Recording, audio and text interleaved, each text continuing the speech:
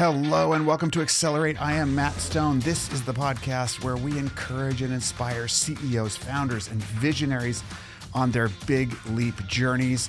We talk about the stories and strategies that will help you accelerate toward your big leap destination with purpose, humility, an open mind, commitment to growth, and recognition that the way we get there is at least as important as where we end up. And I'm so delighted that you've tuned in today. And it is, Wednesday, September 21st. Thank you for listening to the podcast. As always, I'm glad you're here.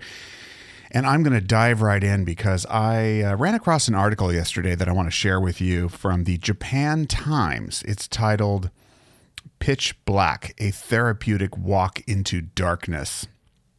And this story is about a 61-year-old man in Japan who's an author.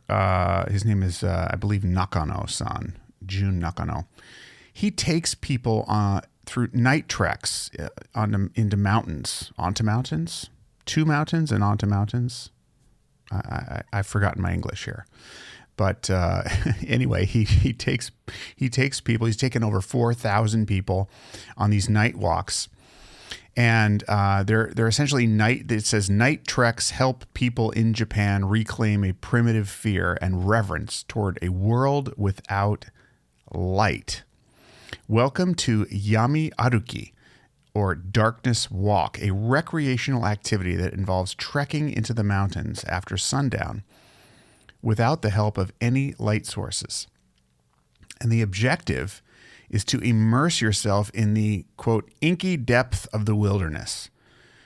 And while the process may trigger instinctive unease in many, Nakano says, it can be rewarding. After soaking in darkness for some time, the boundary between yourself and darkness becomes blurry, says Nakano. You begin to feel darkness melting into you, and simultaneously yourself blending into darkness. You eventually become one with darkness and the nature surrounding you, a sensation akin to a state of selflessness.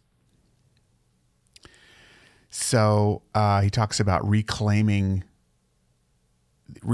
a sensation that many moderners have lost, the primitive fear and reverence toward darkness and what lies beyond. And of course, they talk a little bit about the adverse health effects of too much light, et cetera, et cetera.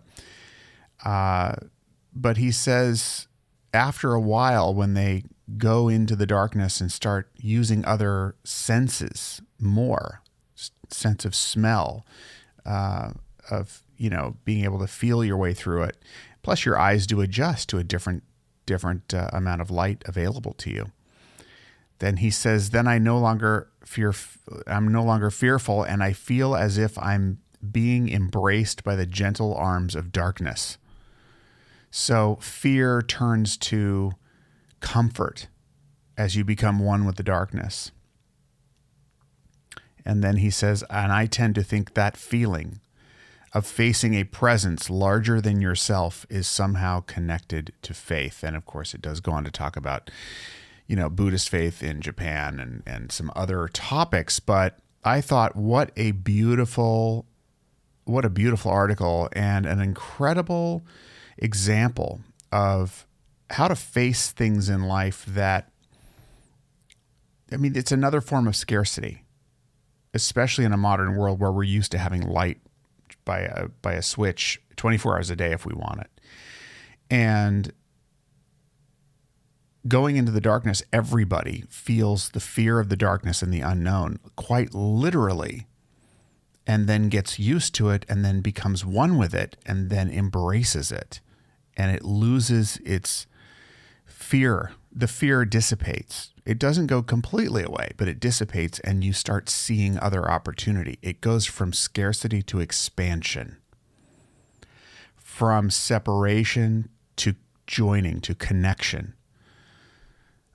So it's such a powerful sentiment, and I thought to myself, wow, what an incredible way to teach ourselves to embrace the fear, to become one with it. And in a way that by embracing it and going into it, it dissipates its negative impact and we start seeing other opportunities and being more connected with ourselves and our surroundings. So if you're dealing with anything, I know I'm dealing with a lot of fear right now in various areas. This transition has continued to, it's challenging. It's challenging to basically remake and restart your business around the world. And, I can go into that darkness so easily and let it ruin my day, being in scarcity and fear about what isn't happening or what should be happening or what I should do next, etc.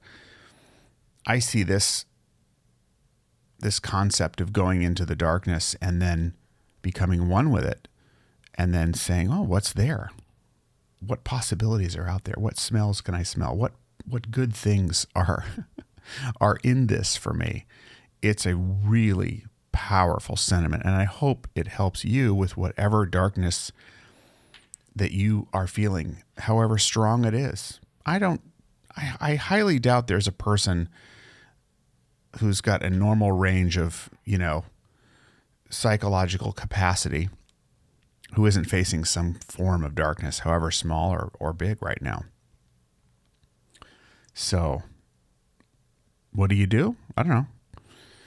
Go for a hike at 2 a.m.? You can go to Japan and go with Nakano-san. I'd actually wouldn't mind doing this someday. And in the meantime, just embracing the concept, because there are other ways to do this. And I'll be thinking about that as well. There's other ways to find our way and into this darkness and get the most out of it, see what we can find, meditation, etc. So if you want to find the article, I highly recommend reading it. There's a lot of information in it. It could be actually 3 or 4 different articles, but they put it all in one thing. It's called Pitch Black, A Therapeutic Walk into Total Darkness. Night treks help people in Japan reclaim a primitive fear and reverence toward a world without light. It's in the Japan Times. I will post the link in the description. And in the meantime, I hope you are doing well with whatever difficulties you're facing, whatever challenges, and I hope you're finding some joy this week.